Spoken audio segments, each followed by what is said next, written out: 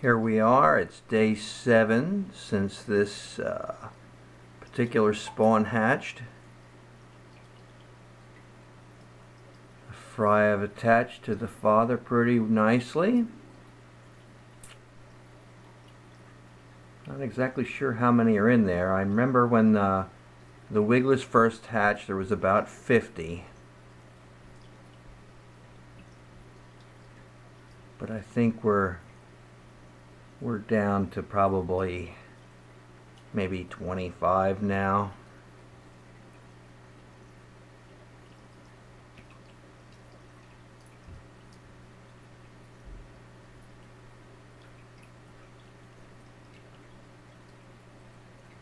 The male's been doing most of the work here. The female doesn't seem to enjoy having them around her too much. But they do take turns from time to time, but he has them the majority of the time. And you can see them pecking at his sides there. He has them on both sides. So there's probably about 12 there on that side. Probably another 12 on the other side.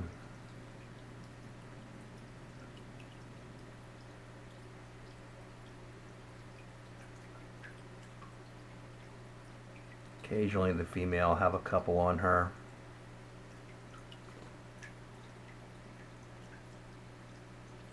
I had to take the sponge filter out because the babies were all underneath that and clinging to that, so I read an article from a discus farm that said with young pairs sometimes you need to give them a little help pulling everything out of the tank except for an air stone and a heater.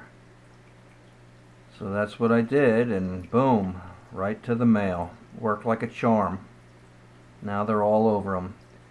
Now I've been given about 25% water changes since, I think it was 2 or 3 days after the wigglers hatched. I started doing very small amounts of water change just to keep it fresh. And I did vacuum the bottom, and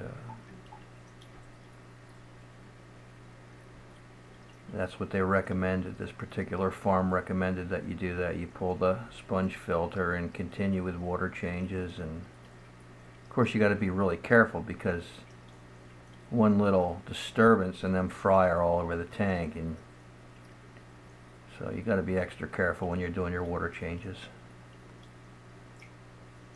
Otherwise you'll suck them up and away they'll go.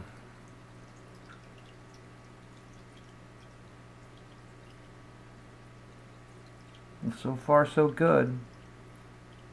I'm not using RO water or anything like that. I'm just using water right out of my spigot.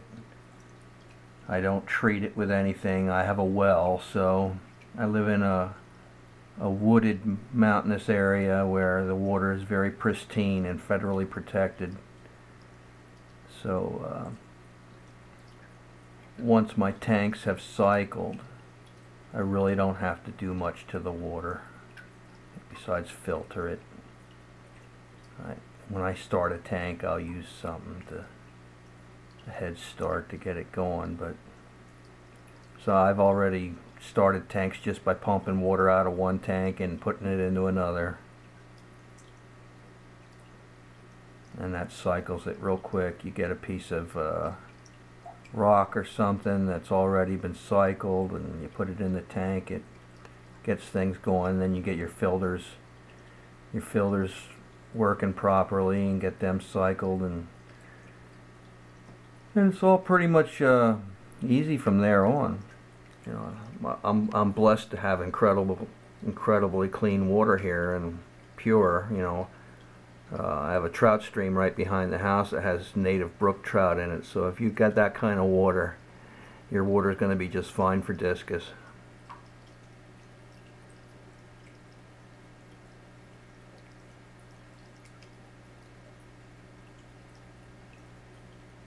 This is this young pair's first successful spawn, And it just so happens to be my first successful spawn. So I have 4 very young pairs that have started laying eggs and tending them, but this is the first proven pair. Now, I bought 9 discus, and they all paired off except for the one lonely yellow Marlboro. And I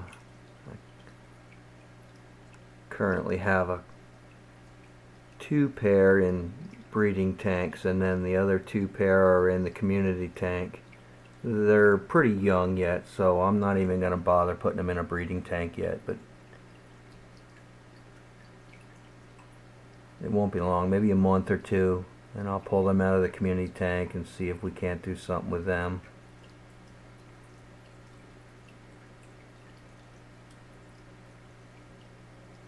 Alright, well, I better wrap it up. Thanks for watching.